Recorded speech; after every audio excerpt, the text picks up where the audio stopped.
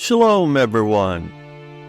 Today, I want to share a fascinating yet strange story about a man named Ralph Glidden and his claims about giants on Catalina Island, California.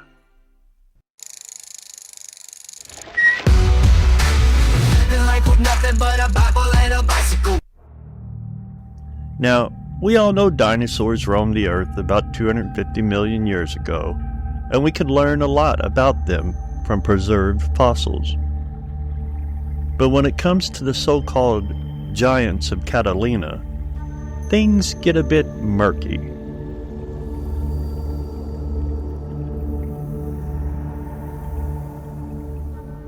Ralph Glidden was born in 1881 and moved to Catalina Island at the age of 15.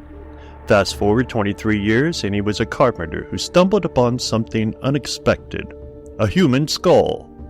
While searching for pearls, he found not just that, but also ancient burial sites of the native Tongva tribe. It's reported that he excavated up to 800 burial sites, unearthing bones and artifacts like bowls and tools from a culture that had been there for over 8,000 years. Back in the 1920s, archaeology was still a young field, and Glidden didn't have anyone questioning his methods. He was digging up graves, and at that time, people didn't see human remains the same as we do today. One archaeologist from UCLA even mentioned how it was common to collect and trade bones back then, almost like trading baseball cards. As time went on, Glidden became somewhat of a local celebrity. He was good at self-promotion, hiring a publicist to spin tall tales about his discoveries. He claimed he was a professor and even a doctor, despite never graduating high school. His stories caught the attention of publications like Popular Science and the New York Times, giving him a false sense of credibility. But there was someone else making headlines in archaeology, Howard Carter, who discovered King Tut's tomb in 1922. Glidden, feeling overshadowed, started fabricating stories to regain the spotlight. He boldly claimed that there had been an ancient race of tall, fair-haired, blue-eyed giants on Catalina Island, and that he had discovered their skeletons, ranging from 7 to 9 feet tall. However, there's a catch. No scientific evidence has ever backed these claims, and no giant bones or legitimate photos exist.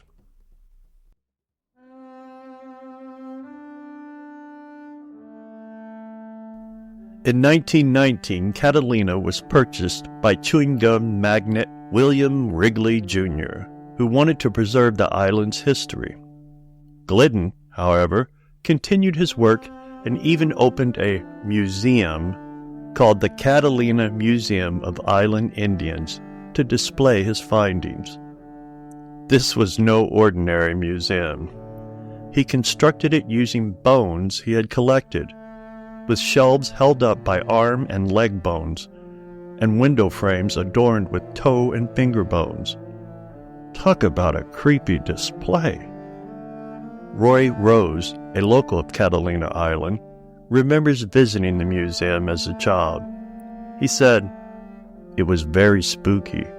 I told my brother, 'This place really smells funny.' And Glidden shot back, 'Young man, this place doesn't smell any funnier than your house does.'" But as bizarre as his museum was, Glidden's stories continued to grow more outrageous. He even claimed to have found a funerary urn containing a royal princess surrounded by 64 children. Once again, no evidence existed to back up these claims.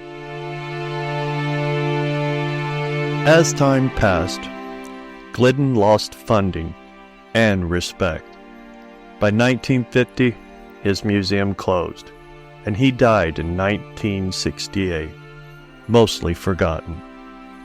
His collection was sold to the Wrigley family, and today, many artifacts and bones are housed at the Catalina Island Museum and the Fowler Museum at UCLA. Even with all the odd claims and the bizarre museum, Ralph Glidden remains a part of Catalina's history. However, it's a bit unfortunate that his actions have left us with limited knowledge about the Tongva people who originally inhabited the island.